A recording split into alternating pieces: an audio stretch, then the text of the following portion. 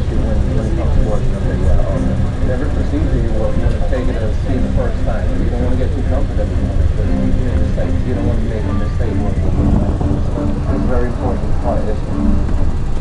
Now over on the left side of the bus, you'll see an American flag. The blue box beneath it is the actual countdown clock that you watch if you watch the launch on television. On the vehicle assembly building itself, there's another American flag. That American flag is 209 feet long, 110 feet wide. Each stripe is over 8.5 feet wide enough for me to drive this bus down. Each star is over 6 foot across. That building was built in the early 1960s. It was the largest building ever built by volume.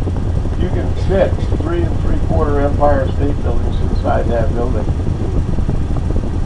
Ladies, it has over 3.4 million cubic feet of closet space inside.